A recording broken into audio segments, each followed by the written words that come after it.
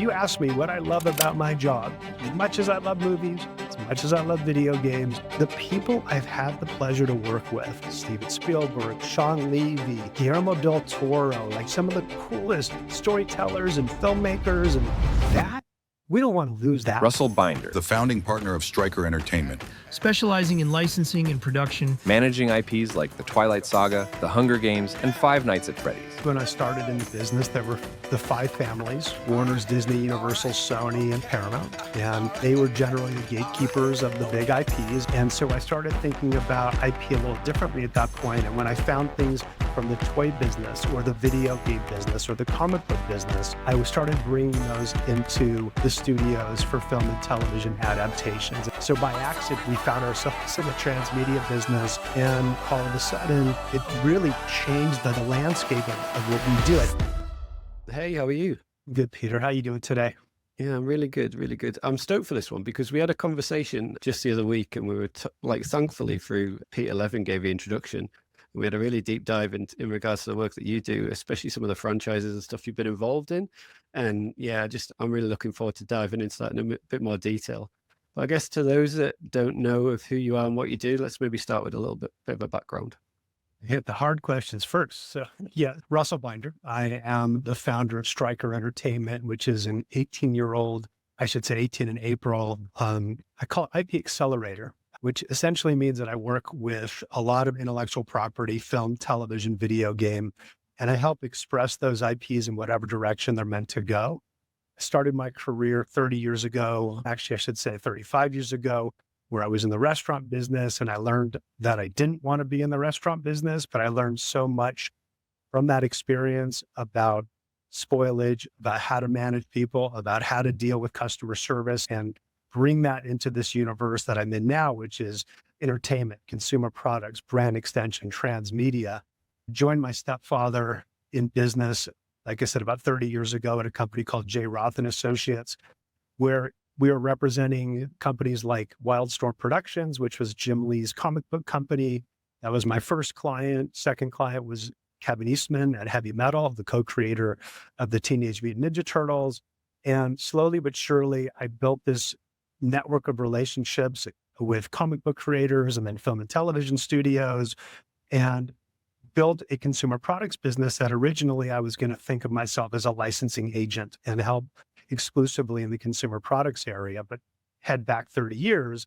And I also was involved with a company that was a management production company because I wasn't sure exactly what I wanted to do, but I wanted to follow both paths and learn about both businesses. So I started representing writers and directors and intellectual property owners on the film and television side, and learned about the business of packaging, the business of representation, the business of getting things from idea concept to production. And the best part about that experience overall was really learning and meeting a ton of people in the entertainment business who, as they grew up in the business, didn't know anybody in licensing. And so I was starting to get calls from junior executives that I met when I was just starting to 10 years later, when the studio and independent financing and film was growing, and they needed expertise in consumer products because these smaller production companies and financiers are really making movies and renting distribution, and they didn't have marketing departments or really meaningful ones. And so if they had a property like Revolution Studios and Hellboy, they didn't have internal resources to do it. And I jumped at that opportunity. And a friend of mine who I met when I was just a junior manager, this guy went from a junior executive to an executive at Revolution Studios and called me in and said, "Hey, licensing, we need help." He thrust me into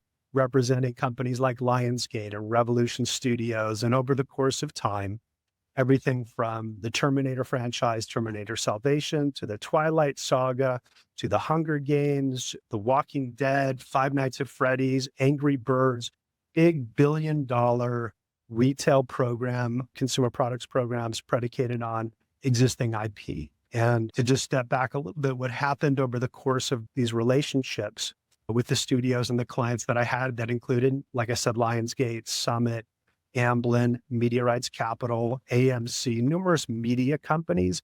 The heads of the studios would kind of verbatim say the same thing to me over the years, which was, what do you see in your world that is our Lego movie? What do you see that's our Transformers movie?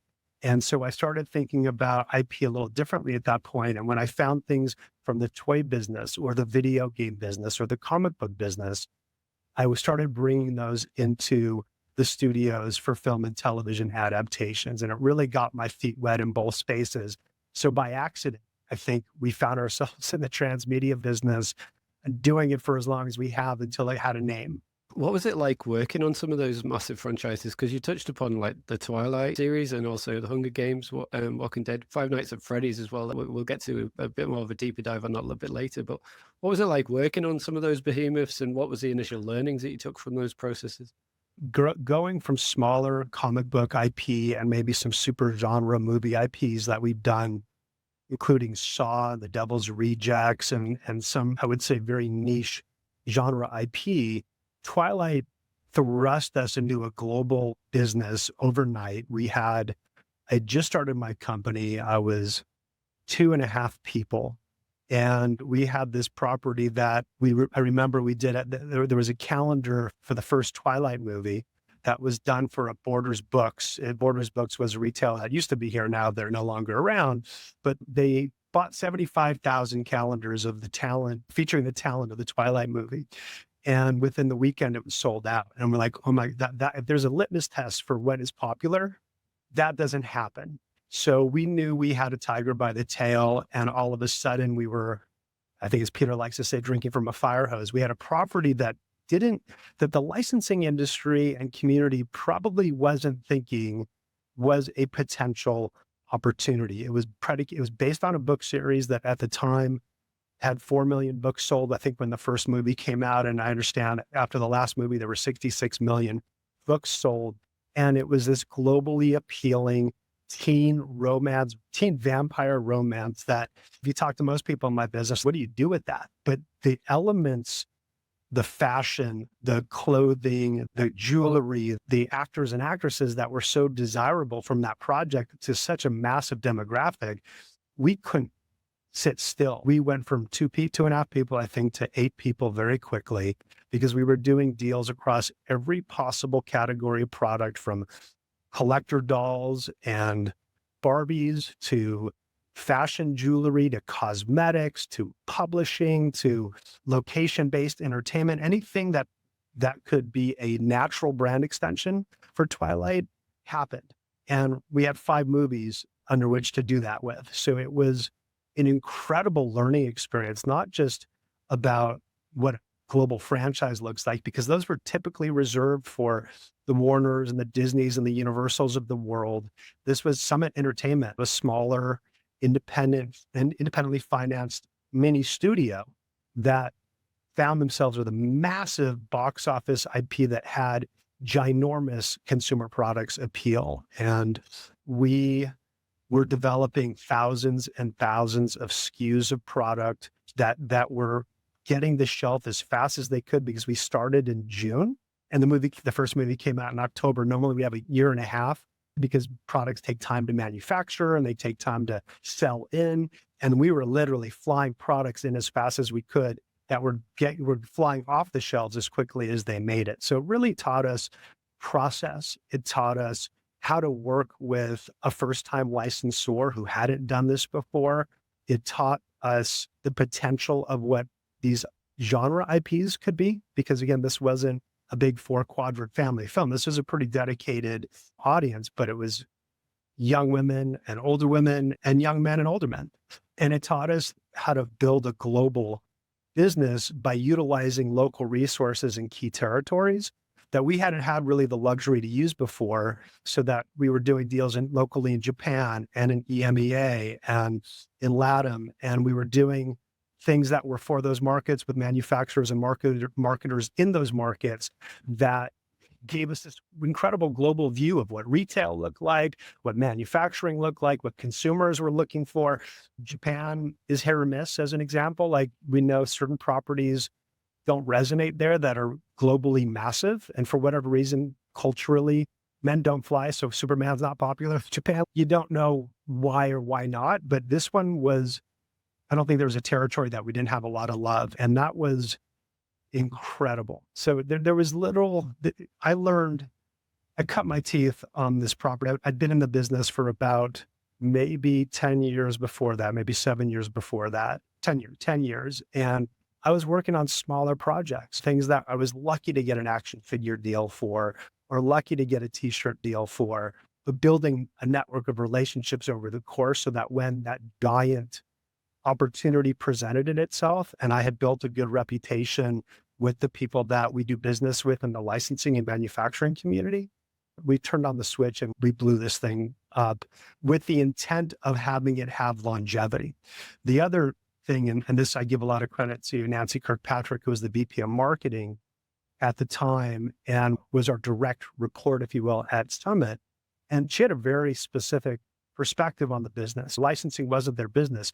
Putting, as you like to say, asses in seats was their business. How does the consumer products licensing business support their marketing initiatives to bring viewers to the theaters to increase box office? So we really learned how licensing and consumer products is more than just a revenue generating opportunity.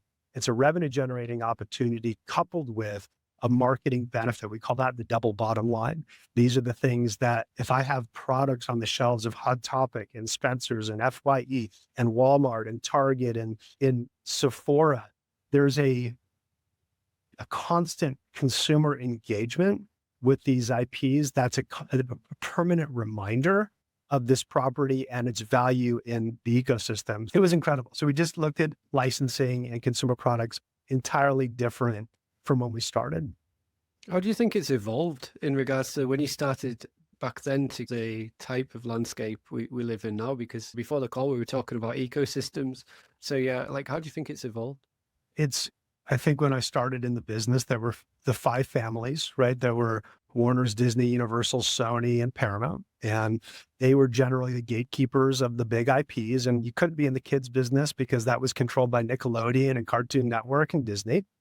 And then not long after I started, the independent film finance model started growing. So a lot of smaller studios were growing into the theatrical business and producing and owning, renting distribution from the big 5 families to get that big global distribution. But ownership was retained at the independent level, and that evolved the movie business in a big way. Then we saw that pivot somewhat to the television business and episodic content on a weekly basis, year after year, resonating with consumers, and cable and more content, more opportunities for independents like my company. And then streaming came, and all of a sudden it really changed the landscape of what we do, I think, in a really big way, because the intent of streaming was to provide content on a regular basis, make it available for viewership to be watched at your leisure or completely in one sitting, and go to the next and go to the next. And when you're dealing with consumer products and merchandising and licensing in particular, and I'll go back to when I was a kid and waiting 2 hours in line to see Star Wars at the Fox Theater in Westwood, that movie stayed in the movie theater for, 8 months, 9 months. It was crazy because there weren't multiplexes. There wasn't a way to see it en masse multiple times. You had to wait in line. And that kept this property in front of consumers for an extended period of time, really allowing for that property to cement a love affair with consumers and audiences. And with binging, that kind of went away. Like, it was what's next. And you might see a show today and wait 2 years to see the season 2, because you got to see if the show does well. You got to produce a second season. So it really changed the landscape of licensing. TV used to be brick by brick. And what I mean by that is when we started on The Walking Dead, we started with maybe 4 or 5 licensees who were doing core categories. Season 1 did really well, turned into season 2. We added some more licensees. Season 3 is when the show really took off. And we, at the height of our program, probably had 60, 70 licensees, but that was over the course of time. The movie business was eventized, which means if you don't have a large consumer products program ready to go when the theatrical marketing starts, that's your window to sell product. You have it 4 weeks prior to the movie window and maybe a little bit after, and then it's gone. because there's no more promotion of that IP or that film. And the streaming business kind of went from the brick by brick model to eventize, because if you didn't catch the show when it came out and you binged it, you were not really paying attention to it, or you waited. So I think the evolution of the way entertainment is delivered has really impacted our business. And then layer on gaming, layer on YouTube, layer on all these other sources of UGC and content. And there is so much IP out there because it's no longer gatekept by the big studios. Anybody can make anything for anyone. You can make a Roblox game, you can make a YouTube video, you can do whatever. And some of these things are turning into real significant businesses, and retail's heads are spinning. They don't know where some of these things are coming from. It's a lot to interpret. It's a lot to try to keep up with. How many games launch on Steam on a monthly basis? It's an absurd number of games. Isn't it? So it's It's ridiculous. a lot. I've just never been in this scenario as long as I've been in the business where we have a massive amount of quantity of content coming, and having to pick the right ones to get behind to try to do what we do. And that's build these media and consumer products programs. Do you think that's one of the biggest issues, and both in games and movies as a whole, is regards to not only the freely available nature of content in how it's accessible, but in regards to discoverability seems to be quite a challenge. Discoverability is a major challenge. I think we've seen that happen significantly in the mobile business, where even licensed titles are not doing the UA value that they used to. I think mobile's gotten incredibly difficult. And now we're seeing that with the quantity of games coming out. It's just, if you're not dialed into these larger communities, or you're not following some of the big influencers, it's really hard to keep up. And what do they call it? I think Matthew Ball called it the black hole of gameplay, which is I think the majority of gamers spend 60% of their time on a half dozen games that are occupying so much of their time. A lot of live operation games that are played with friends socially, whatever, Roblox, Fortnite, etc., Call of Duty.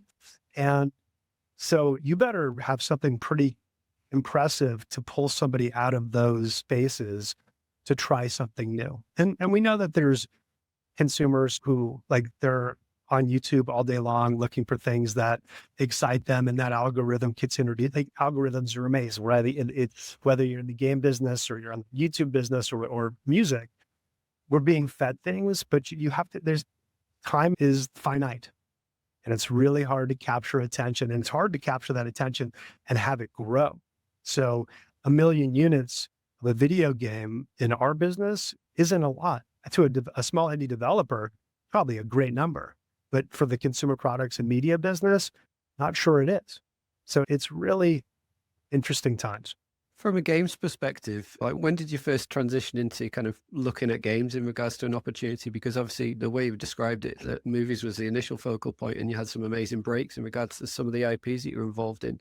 But from a games perspective, when did that pivot come? And I guess also, what would you see as one of your flagship successes? Not necessarily a big IP that is relatively well heard of, but something that from a community stance maybe helped grow the franchise.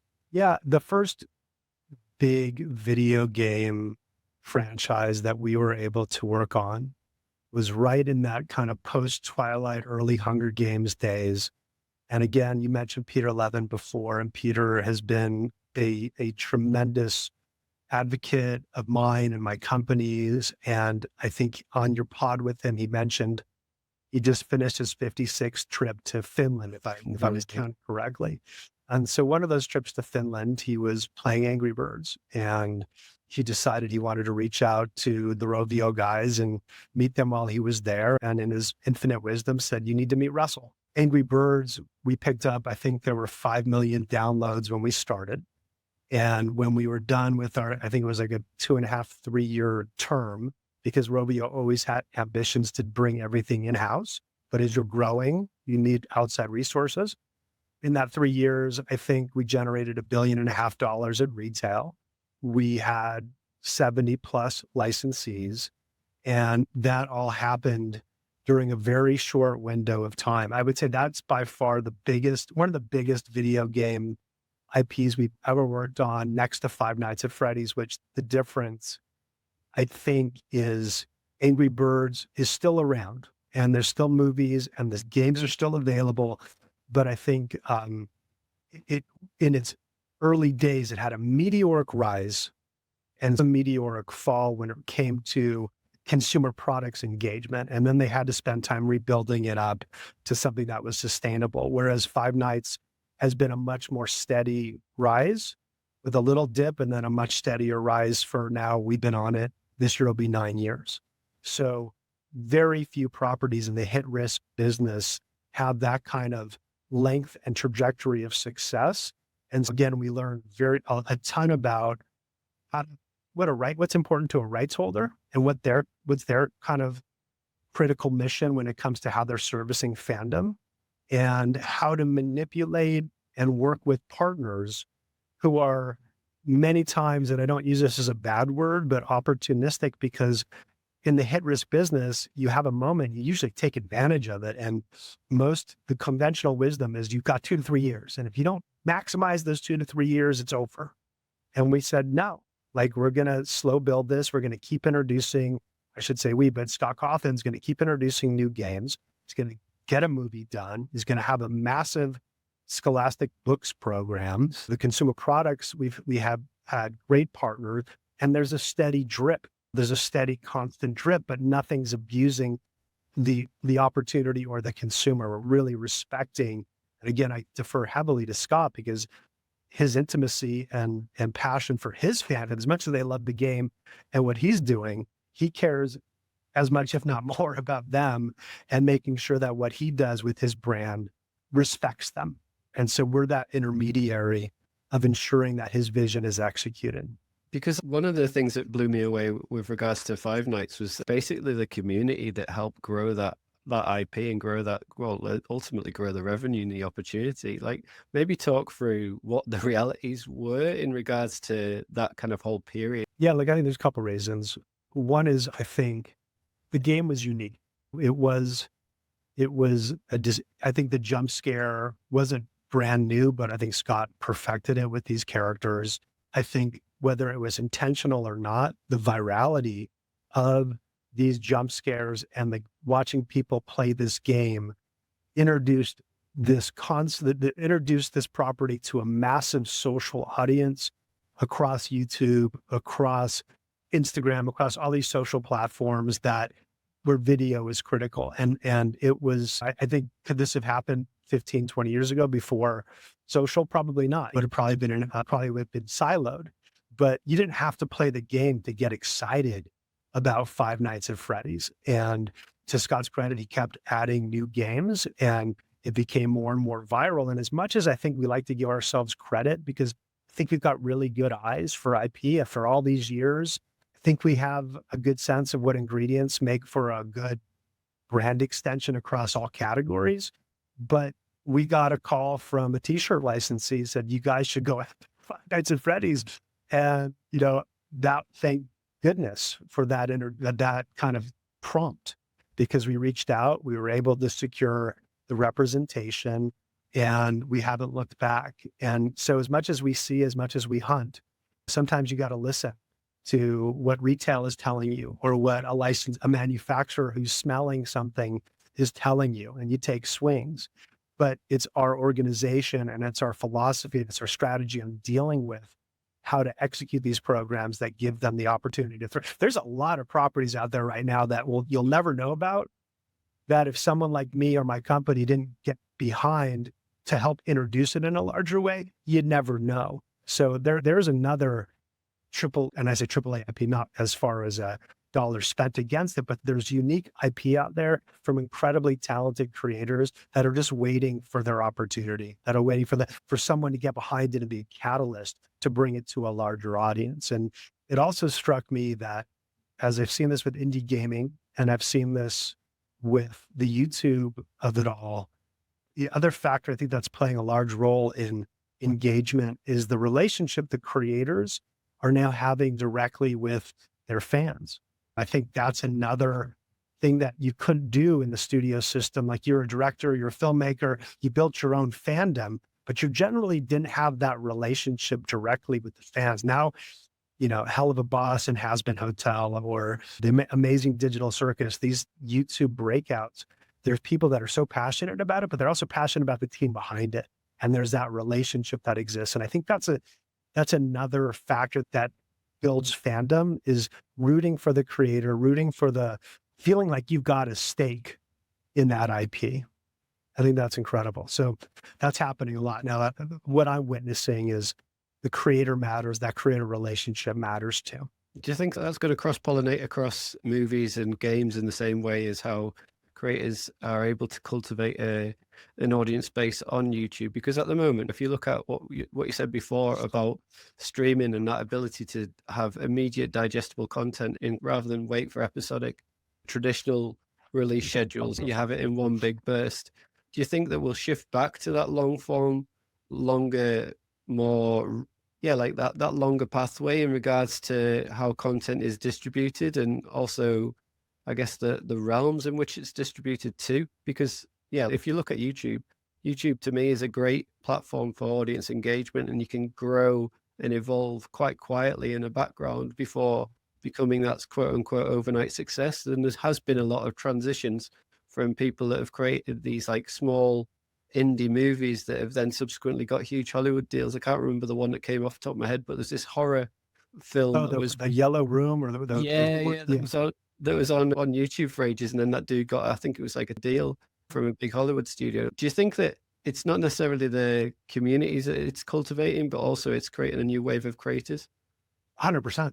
Oh yeah. Like you need a PC and a phone and you could be in the content creation business, right? So the challenge is again, I think you mentioned earlier, discoverability. But once you start having that kind of engagement momentum, some of these original concepts being built on YouTube, and let's use Skibbity, or let's use Hell of a Boss, or Has Been, or let's use Amazing Digital Circus, and you're getting 20, 30, 40 million views per episode.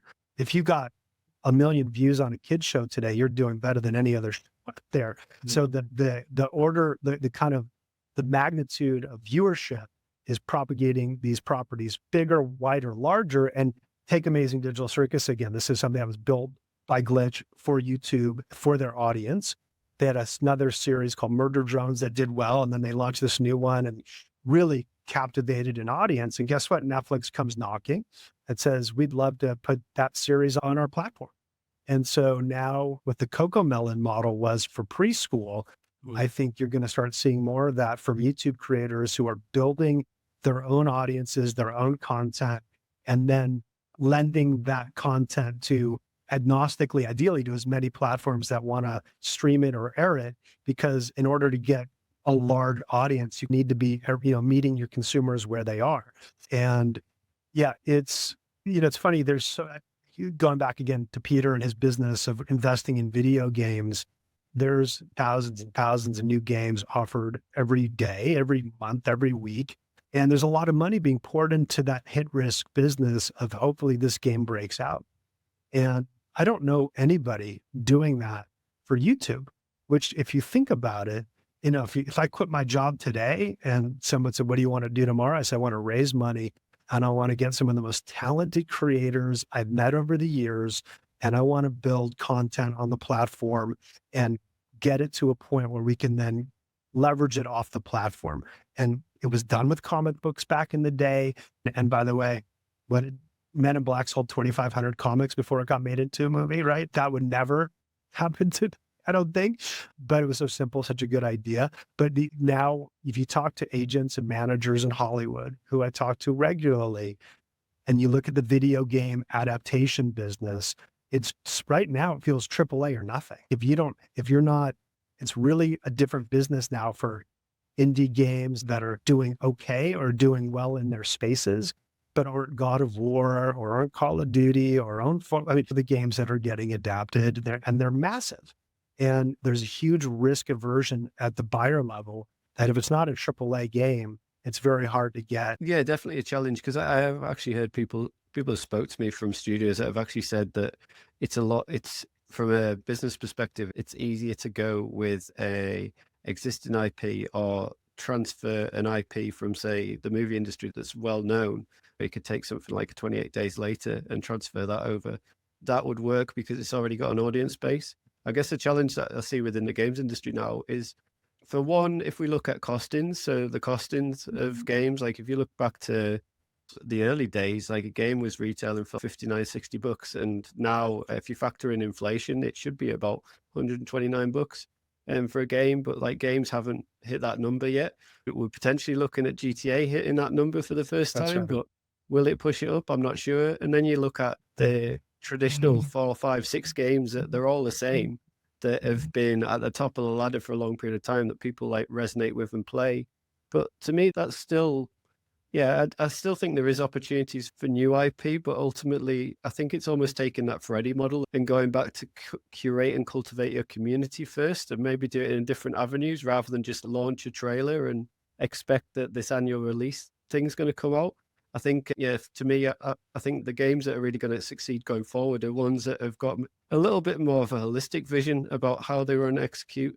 And it's not just like giving out another iteration of FIFA. It's going, no, like what I want to do is, I'll give you an example. I love The Last of Us, and having looked at The Last of Us and what they did recently with their Transmedia venture, I found myself listening to the podcast whilst out on a run, and then coming back and watching the show and then playing the game. And like these touch points, I think that to me is a wider opportunity when we have an opportunity to really engage and touch upon a franchise in a lot of different realms and means. So it elevates the entertainment of the piece rather than just like what used to be games where it was just a packaged good, you play it, you complete it, you put it down. It's more of a evolving continuous ecosystem that you feed into. And that to me excites me because, yeah, I look at the growth of Netflix and what they're doing with some old games and legacy content on there. But ultimately, yeah, when we figure out, I think that the keys to the discoverability argument is ultimately how do we best curate community. And yeah, I want to see more cross-platform content come out. I want to see more utilization of YouTube, more utilization of podcasts, more utilization of merchandise and books and so on and so forth, so people can engage and grow that way. Look, at every one of those areas of business and touch points you describe have their own different business models. They've got their own different timelines to introduce content to audiences and consumers. A toy, let's use that as an example, has to be sculpted, and first you got to get a deal done, then you got to develop product, then you got to tool overseas, then it's got to get on a boat, and then it's got to get to a distribution center, and then it's got to get to retail. And everybody wants a toy the minute something's hot. It takes a year, unless there's a couple companies that can move pretty quick. But for the most part, that property has to be relevant from the beginning to the time these products start coming out. Publishing, same things. There's retail buying cycles for publishing. There's book fairs that you have to hire an author. You got to get the book written. There's two ways to look, I think, at these touch points. One is, can you quarterback it from day one? And do you have the economic or commercial resources to invest in the pod, in the publishing, in the game, in the media? There's only so many companies who can do that. So if you're a smaller player, you're either doing it one of two ways. You're either doing it through your sole introduction, building awareness, building revenue, launching a new unit, or you're doing it with partners who are going to take some type of equity or stake, or if you want to do it simultaneous, you'll need expertise in other areas of business that you're orchestrating as the creator, but that you're leaning on expertise of industry experts in pods, in product, in media, etc. I think everything has an evolution. I haven't seen very many transmedia properties that have launched day and date with everything on the table, although I think there's aspirations for properties to do that, to hit on all these different cylinders simultaneously. If it doesn't work, then it's a colossal failure, right? Like you could do all these different things. And I think it was done. There was one project that was a multiplayer game and TV show simultaneously, and neither worked, right? So you've got a huge expenditure, big risk, and no return on investment, or you really do it more organically with a vision on how you're going to be in all these other businesses. Because if you're not thinking about what the extension is for the podcast. If you're not thinking about what tributary of story you want to tell off of the main story in publishing, if you're not thinking about all the different ways to take look, let's just face it, the biggest transmedia company in the world is Disney. They can do everything, right? They can, there's nothing they can't do, from location-based entertainment to publishing to media. I mean, and they can touch every network, every platform. They know how to get to the audience with one foul swoop. The enterprise that I'm waiting for that can do that hasn't really done it yet, is Amazon, because they've got that ability. If you put the right IP in the middle, they've got all of these touch points, with the exception of LBE. But if they want to be in that business, go buy a park, go build a park, or just do what Netflix is doing and do pop-ups and do things around in different countries and different cities. We're bringing your IP to the fans directly. But it's really, if you're an independent creator, it's got to be step by step, and you better capture them authentically with the first product. And good for you if you're doing it on your own dime with your own resources, because that, if you can make it with that, you own it, and you can build it from there and bring in expertise to help you grow. It's pretty incredible. Yeah, like I look at what's taking place now, and I do think we're just scratching the surface in respect to like transmedia. I do think that it'll become a lot more commonplace. Like some of the ones that stood out, obviously everybody talks about Arcane, everybody talks about Last of Us, Fallout was absolutely incredible. But then at the same point, in your respect, I guess, like, firstly, what are the kind of key things that you look for to make for a transmedia venture, or something that you would want to be part of from a project perspective? And then equally, from both realms, from movies, what would transfer to games, and from games, what would transfer best to movies that you're seeing at the moment? Yeah, I love that question. First and foremost, I laugh because when I started in this business, the video game business, when it related to entertainment, was really a licensing business. And every studio, every rights holder wanted to license a video game, and the video game business was happy to do it. And I just love how that's converted from a licensing model from the studios with every IP that they're making to try to make a game, where there's probably more games in development as series and movies than there are licenses for movies and TV show as games these days. I haven't done the quantitative search on that one yet, but it's fascinating how gaming has really it has gone into Hollywood versus Hollywood going into gaming.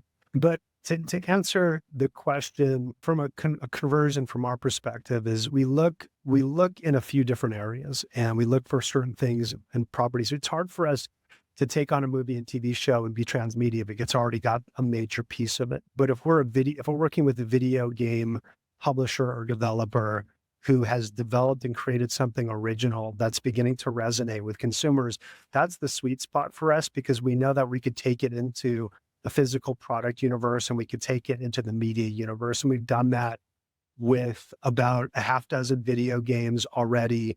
We got Candy Crush made at Lionsgate, which we don't brag about, but it was a good exercise and a good learning experience. We've gotten Five Nights going with Blumhouse, and I've got a few other projects with Blumhouse that we're really excited about that are predicated on video games. But for me, I'm looking for that opportunity. I think we have a unique position in the business, because you're either a producer who wants rights to video games, or you're a consumer product licensing agency that wants the rights to represent it to build a consumer products program. But I don't know anybody but us, really, who are able to walk in and do both. And so what I'm looking for are early days IPs that are traditionally going to be genre, horror, sci-fi, fantasy. I think is incredibly tough to adapt right now, because there's only so much fantasy people can absorb. There's always a need for more horror. There's always a need for more sci-fi. There's always a need for more action. So those are categories and genres I look at. And then I look at universes, characters, worlds, and story. There are some amazing games out there that, in my opinion, are not translatable into either film or television or consumer products. It might be one, might be other, might be neither. But I'm looking for something that has a large, ideally a meaningful character count, good versus evil, conflict and resolution, dynamic characters, and worlds we may or may not have ever seen before. Things that are also iconic. How many horror games are there? There's thousands and thousands of horror games. But if you look at what works in horror, it's iconic. It's Freddy, Jason, Michael Myers in the film business, and in horror, in gaming, Five Nights at Freddy's and Poppy and Bendy, and these really cool, iconic characters that translate multi-directionally. So that's what I look for. And when it comes to the things, so what movies and TV show, what game? So we're working on, I'll tell you the ones that I'm excited about. So we have the rights, we do the consumer products licensing and now media for High on Life. And I don't know if you know that title. It's Squanch Games out of North Carolina. It's one of the few video games that actually is funny. It's really hard to be funny in games. And these guys have essentially developed Rick and Morty, the game without Rick and Morty. It's got that irreverent humor, most fucked up characters and scenarios and situations, and it's gorgeous. So the first game came out, did incredibly well. We put a small consumer products program behind it. JB Smoove, the actor, and comedian, is a voice in the game. He plays one of the weapons. We reached out to him and his manager. We said, what do you think about converting this into a TV show, an animated series? He's like, hell yeah. So we worked with Squanch. We're developing what that is today. And we're going to hopefully be out this summer shopping High on Life as an animated series with JB and with Squanch. And if you look at that game, there's so much to play with. You've got talking guns that swear at you, that are funny, that are just like got a lot of elements that are incredibly translatable to a lot of mediums. So that one I love. I've chased after a bunch of games over the years. Trying to think of the ones that I think Dead by Daylight would make an amazing movie for sure. I think trying to go now to movies and TV shows to gaming. That's a hard one. I'm looking at less creatively and maybe more commercially, and how do you ensure that the property is meaningful enough for as long as you need it to be meaningful for to develop a game behind it? Again, that goes back to my earlier point about if a movie or TV show comes out and then you license it as a game, you're 2 years out from that game coming out. So you need to know that there's going to be 3 or 4 or 5 seasons of that television show. Take Silo on Apple as an example. Is Slow Horses a game? Probably not, but there's Has Been Hotel could be. I think Has Been Hotel could be a great game, a funny one. I think that, what's another good one? I suppose there's a Taylor Sheridan show out there that's begging to be converted into a video game of some kind. So I think we'll see that eventually too. And that, by the way, doesn't necessarily just go into traditional gaming. It could also go into wagering and gambling and online slots and slot machines that are land-based. Go in a lot of different directions with gaming.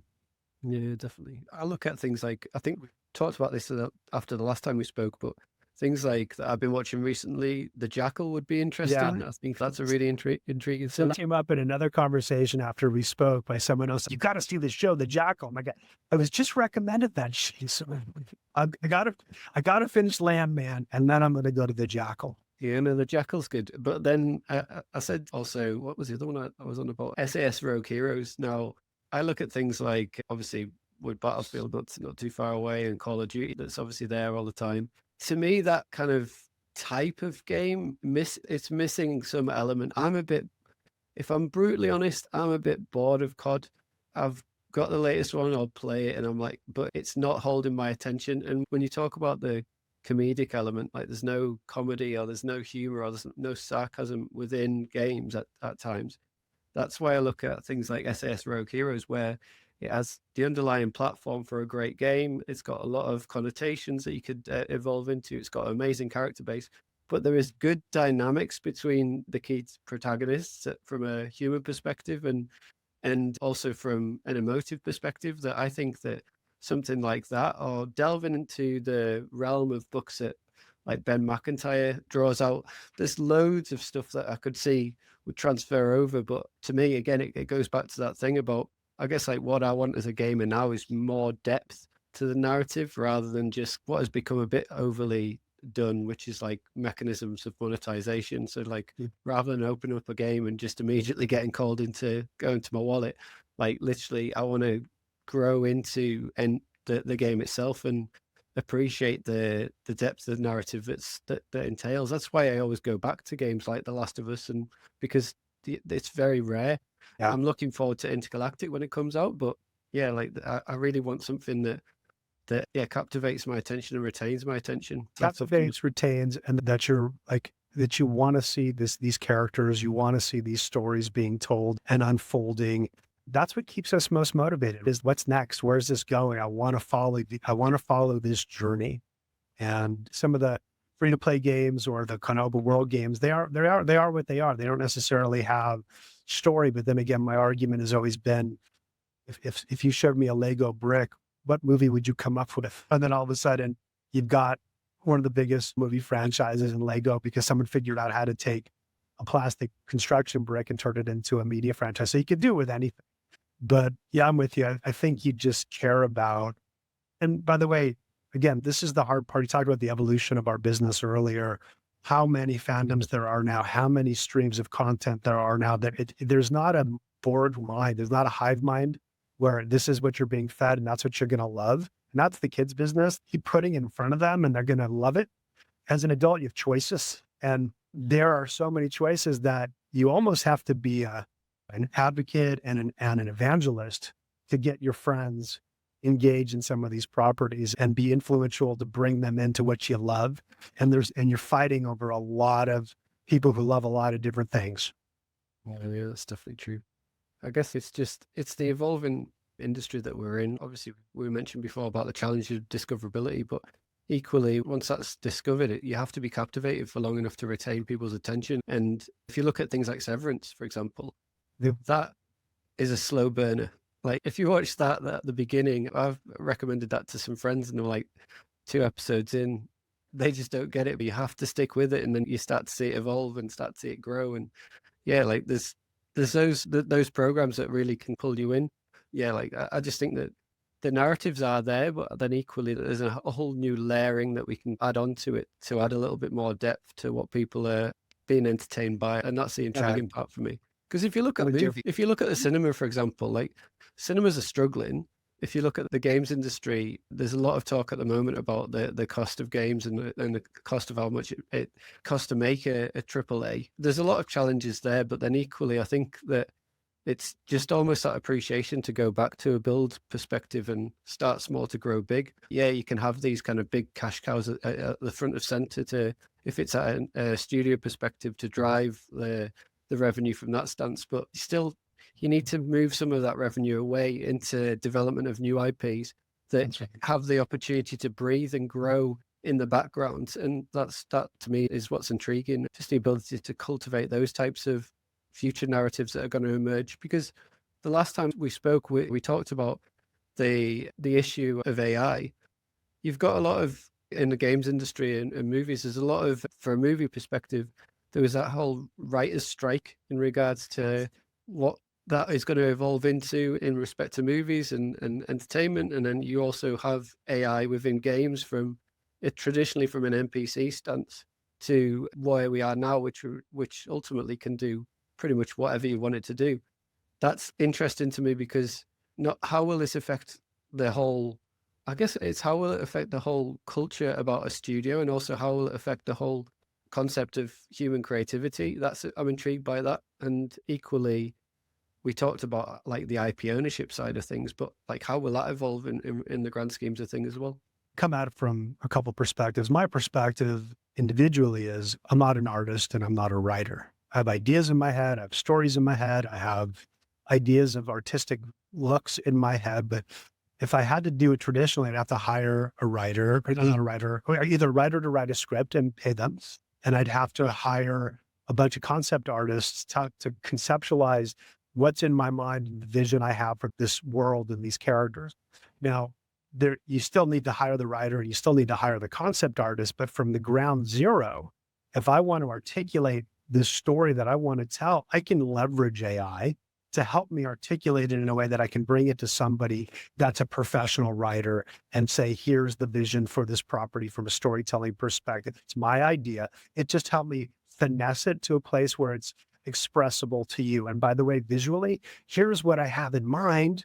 It's this, but we're not going to use this, but it's going to give you some key markers, some key ideas of where my head is at from a visual perspective that we could then go hire professionals to execute at a high level without the use of AI. But it's an incredible Kickstarter, right? I think that's from an individual creator's perspective, another tool for UGC, another tool for those who may not have all the money or resources or special effects access or Hollywood access to writers to be able to conceptualize their own ideas and express them as a beginning place that can then be adapted professionally in the world of Hollywood. I am not an advocate of replacing talent, writing directorially, et cetera, with AI, but I am a proponent of using and leveraging technology to enhance and expedite and perhaps affect from a cost perspective, the price of doing some of these things. What can we do to be more efficient? Maybe make things perhaps a little more quickly. Again, the knock on any adaptation is that here's this thing, it's super hot. 3 years later, the movie comes out and you're like, swing and a miss because it's not even relevant anymore. So imagine if you could be like South Park is the perfect example of what AI should be, because those guys are making content so quickly and able to capitalize on current events and have them be relevant on a TV show where in traditional animation, you're a year out and the joke that you make today has no relevance a year from now, or it's just, oh, that's tired. I think there's a place for it. I know that there's the biggest concern and always should be is the well-being of the people that we work with every day. If you ask me what I love about my job, as much as I love movies, as much as I love video games, as much as I love toys and collectibles, the people I've had the pleasure to work with over the course of my career, sitting in rooms with Steven Spielberg, Sean Levy, Guillermo del Toro, like some of the coolest storytellers and filmmakers, and Kevin Eastman, Jim Lee, like the list goes on. And that we don't want to lose. But that's what makes this special, right? That's what this whole thing is about. Visionaries, storytellers, content creators, and we don't want to suffocate that. That would suck. You mentioned Spielberg, but I've got to ask, what was it like to sit in a room with Spielberg? Oh my gosh. We worked on a movie called, if you remember, Real Steel. We did the consumer products for Real Steel. And we also did the Big Friendly Giant so Sean directed Real Steel and Steven directed BFG. And I got to show Steven the toys from Real Steel. He was overseeing the conducting of the Lincoln score for the Lincoln movie he did on the Fox lot. And we set up all the action figures in a room to the side. And he comes in and you're just like Steven Spielberg, and he's looking and touching the toys, and he's like, the scale on this one should be a little bigger, and comparing his ability to compartmentalize the amount of things that he's working on and to be completely focused and present for each moment is what I noticed the most about him. It was one of the most memorable experiences of my career. And like you mentioned earlier before we started, it's the things you glean from the people that you meet across the way, across your journey, that impact you and influence you. And these are all moments that are influential that you don't forget. I can't remember what I had for breakfast today, but I remember that moment explicitly because it was so special. And to be in the room with someone's visionary and so brilliant, and also like someone who cared about what the toys look like on them, like, cool. Like I loved it. I guess one thing I'd like to close out on is I like to finish on a key thought and takeaway, but in this regard, I want to frame it a little bit more around what's inspiring you right now. And I guess what advice would you give to creators looking to build the next big thing? Yeah, look, I think young creators are inspiring me right now. I think that what I'm seeing is we're not going to do it the same old way. I think we're seeing a generation of creators coming up that are basically trying to manage the entire process from creating, producing, delivering, and even manufacturing and selling around their content. And there's a world where if you want to be selling products in Walmart and Target, guess what? You got to be in the business of licensing, because you're not going to start a toy company and engage in that risk. And it's too expensive for most individual creators to try to do.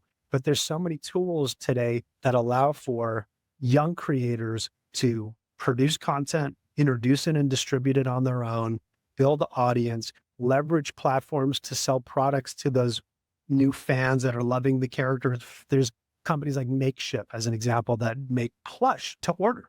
U2s, companies that don't need retail to be in the business of collectibles, that smaller creators who probably most of the people on this pod have never heard of, are doing great business, servicing their fans directly without even ever stepping into a brick and mortar location. And that is incredible. And I'm starting to see that more and more. And to young creators, man, it's really about, I love the story Kevin Eastman told me when he was starting with Turtles, and every rejection letter he posted up on his wall. And there were a lot of rejection letters over the course, and you just need one.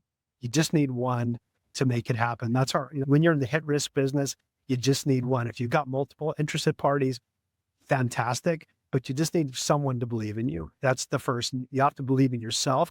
And the more you do on your own, the more you build, the more you can accommodate through your own resources, the more you own.